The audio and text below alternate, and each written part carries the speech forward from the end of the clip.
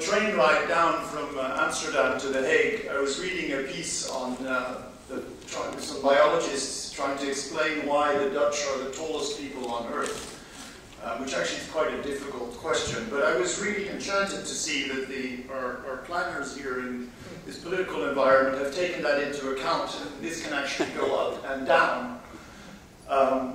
But the question today is whether our planners have applied the same degree of foresight to the financial system as to the length of our citizens. And to do that, I want to reflect on that from a system perspective. So the Remuneration Committee of ABN AMRO almost derailed its privatization. That was through a curious lack of judgment, and it seemed like a rather avoidable incident. But I am actually much more amazed about the lack of debate about privatizing the bank in the first place. And the argument that it simply belongs back in the market is either lazy or careless. So let me be clear, I'm not going to justify that ABN AMRO should remain a state bank, so don't worry about that. I want to reflect on the lack of a proper debate about this topic. So, and what interests me in particular is what this lack of debate betrays about the implicit assumptions we make about systems, and in this case, the financial system. So we speak of markets as something like a natural phenomenon, right, where the invisible hand somehow organizes things. But it is not a natural system. It's a human creation within which self-organization occurs. It's designed, and so we should reflect on its design, its path dependencies, and its history. And it is that design and that history that largely determines the type of self-organization that occurs within the system. So I want to say something today about what we know about these kinds of systems and how we can think about them and what it suggests we should do about it. And the impact on ABN AMRO, since that's the bête noire of the day. The Economist had an absolutely wonderful special supplement a few years ago called The Slumps That Shaped Modern Finance. And it lays out how finance is not merely prone to crisis, it's actually shaped by crisis. And it describes how 5 devastating slumps, starting with America's first crash in 1792 and ending with the world's biggest in 1929, highlight 2 important trends in financial evolution. The first is that institutions that enhance people's economic lives, such as central banks, deposit insurance, stock exchanges, are not the product of design in careful times, but are cobbled together at the bottom of financial cliffs. The second is even more troubling. Every time the story ends by entrenching public backing for private markets, parts of finance that are deemed essential, and they are given more state support. And it's an approach that seems sensible and reassuring, but at each crisis, more risk is transferred to the state and less stays in private capital. And that has increasingly insulated investors from risk. It started with the crisis of 1792, when a young Etonian called William Duer essentially blew up the financial market and ended up in prison. There was a banker who ended up in prison, actually. He had conned so many people that he described prison as the safest place to be for himself. And the first Secretary of the Treasury of the US, Hamilton, bailed out the financial system and started a pattern operation like we've seen in 2008, socializing risk, privatizing returns. But I underscore there's no banker bashing in this analysis at all, right? This is simply the result of a series of decisions over more than 2 centuries, each completely logical in its own right. But the cumulative effect of that is that they shape the financial industry that we have today. There is no such thing as a free market in the meaning that it's casually referred to by pundits, the existence of which is the essential justification for privatizing ABN AMRO. So last year I published a book about all of this, together with an economist, American economist called David Colander, and it's called Complexity in the Art of Public Policy, Solving Society's Problem from the Bottom Up. It's Princeton University Press, 2014, for those who want to rush to order it. So David and I met at a climate policy conference in Berlin, and we shared a plane ride home by Amsterdam. And we were both really uncomfortable with the way solutions were framed in the climate debate. You know, on the one hand, some people argued for lots of regulations as a way to mitigate excessive warming, and others argued that market forces would deliver the most efficient solutions, provided the right incentives. You know the story, right? But equally, with the ABN AMRO privatization, there seem to be only two solutions. It's the state or it's the market. And the second option seems to be the default one. The reason David and I were uncomfortable with this market-state dichotomy is that we both had a deep interest in the science of complex systems. Now, complexity has developed over the past 3 decades to the point that most universities now have complexity programs in most faculties.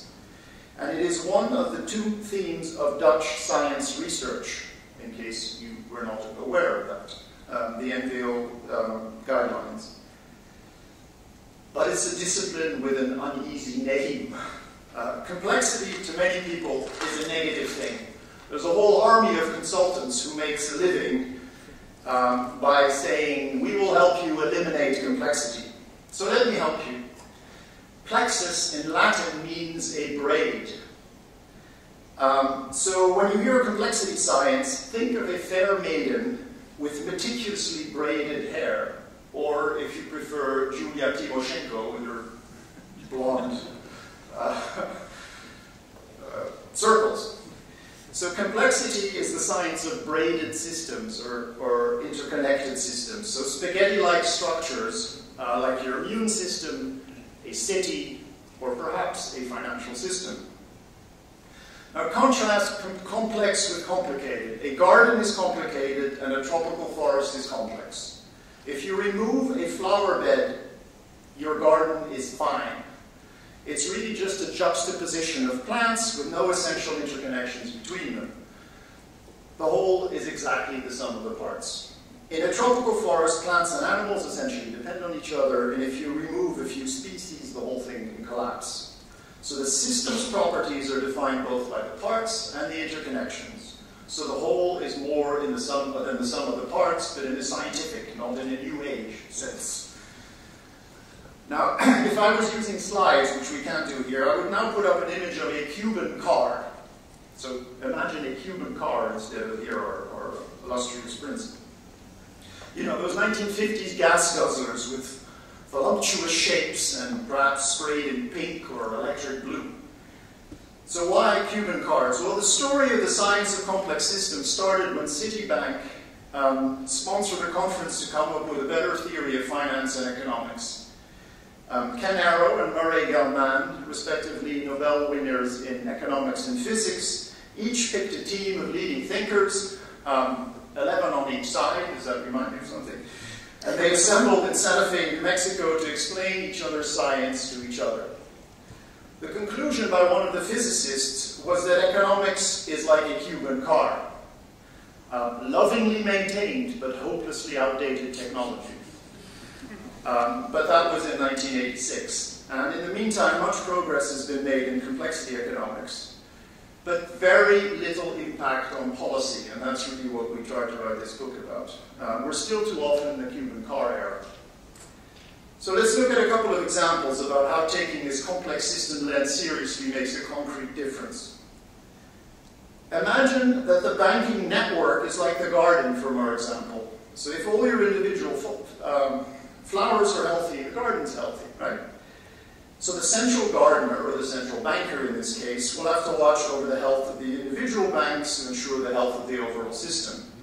However, if the banking system is more like the tropical forest, it's an entirely different matter. The central bank has to be accountable for the stability of the system, with much less concern for the individual banks, because they matter a lot less.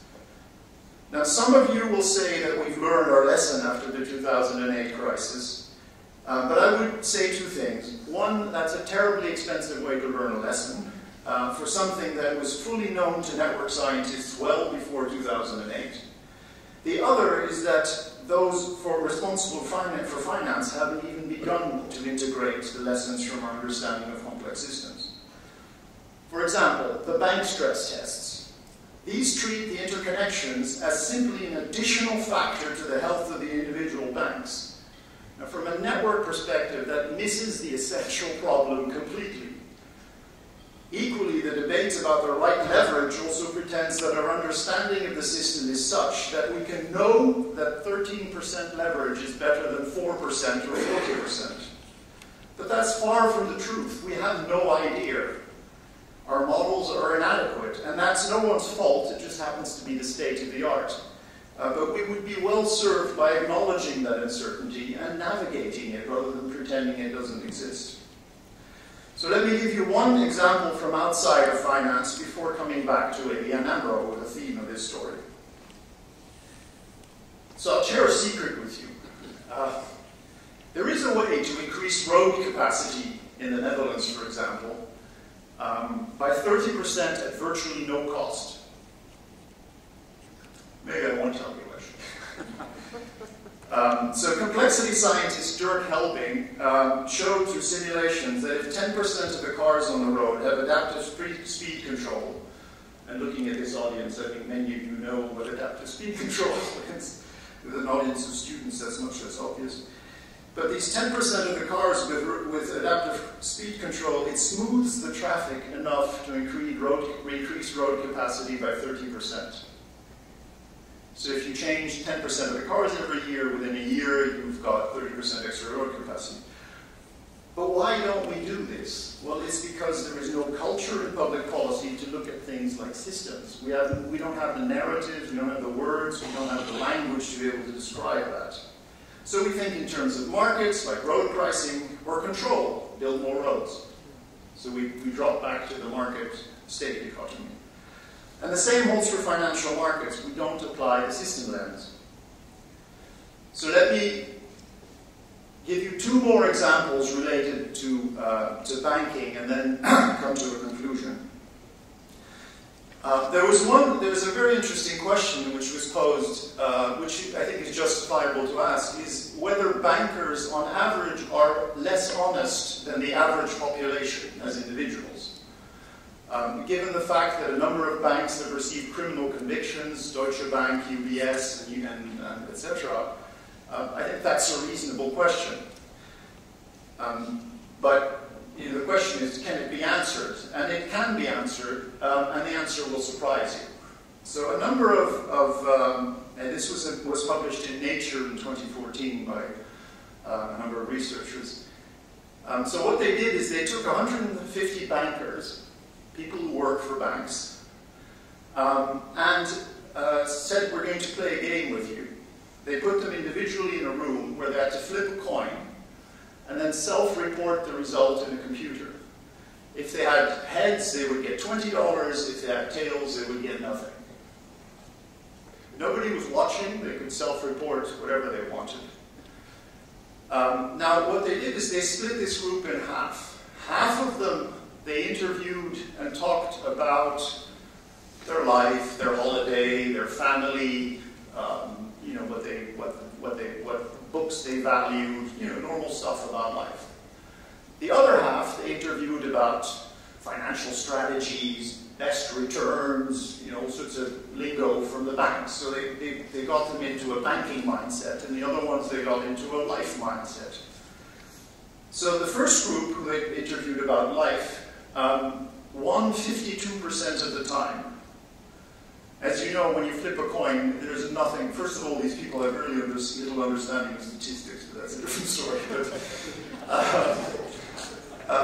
So 50% is what. So the people they interviewed about life won 52% of the time, and this was a thorough piece of research. They checked it with other groups from other industries and other ages and etc. And 52% seems to be what Homo sapiens does. And a little bit of lying is what we get away with. The people who had been interviewed about the banking environment won 58% of the time. Now that leads us to two conclusions. One is that bankers are not more dishonest as individuals than the average person, which is, I think, a really important conclusion. It's actually quite encouraging. The people are fine. You can have them over for dinner. But it does suggest that there's something deeply corrosive about the banking culture, and that when people are put in that environment, they start behaving in a different way. Now, this is one piece of research, but it suggests that it could be deepened. A second element is our understanding of the role of diversity in complex systems. And I mean diversity not just with having more women on the boards of banks, although that's good. It would also be good to have more mathematicians on the role of banks instead of just lawyers. So all sorts of angles of diversity are important, but we know around ecosystems and complex systems that diversity in terms of the scale and the type of players are essential for the stability of the system. The most unstable systems are the ones where you have a whole bunch of the same players that look alike. Think of the difference between an ecosystem and a highly efficient agricultural farm. The agricultural farm may be very efficient, but it's also incredibly brittle. So diversity is important. So in conclusion, a role of the government is to ensure that there's a healthy financial system. And privatizing ABN AMRO does not, from a complex systems perspective, do anything to increase the health of the system. The crisis of 1720, 1792, 1825, 1837, 1929, and 2008 show that the financial markets are the result of design through panic. So what do we need? First, we should consider tasking the central banks with managing the banking network, not just the individual banks. And I have to say that the better central banks, like the Nederlandse Bank, the European Central Bank, and the UK Central Bank, all have complexity science research programs underway, quite substantial ones. The second thing is it appears we need a norms policy for banks, and a norms policy is something we discuss in this book. So just as William Duer, who we met as the culprit of the 1792 crisis, probably acquired worse norms while being in prison, right? We know one of the reasons for prison reform is that people become more criminal inside of a prison than outside of it. Well, we seem to have a similar issue with banks. So they seem to stimulate wrong behavior as institutions. Again, nothing wrong with the individuals, right, which is quite an important thing. And so controlling and owning a big bank inside of your country may be a first step as a tool to help fix that. Now that is by far not an easy task, but it is an important one, arguably. The third point is that either we put risk back into the financial system that has been slowly, incrementally taken away over the past 200 years, or if we find that's not possible, and it may very well not be possible, we conclude that it is no longer really a private industry in the sense that it carries out an entrepreneurial activity. And that would have quite far-reaching consequences in terms of how we think of them as institutionally. And one thing we do know about complex systems is that they require diversity to be healthy. So having a small number of large private banks, as we have in the Netherlands, makes for the worst possible system from a systemic perspective. So how do you increase diversity? Its size, its ownership structure, business models. And again, owning a chunk of a large institution may be helpful to policymakers to craft these kinds of policies. Now, I don't have all the answers to all of this, but from a complex systems perspective, it's clear that we need a much richer debate about the nature of the financial system and how the privatization of an institution like ABN AMRO plays into that. And so that was my starting point, is that just the implicit assumption that this is a natural thing to do, I think, is deeply flawed. The answers, on the other hand, are not easy to give, but the debate should be a hell of a lot richer. So, and what we know about the nature of systems is that adding another similar big private player to the Dutch banking system is not likely to make it better. and we lose the optionality to actually re-architect the system from within. And if we lose that optionality, the alternatives will be heavy-handed regulation or wait for the next bailout.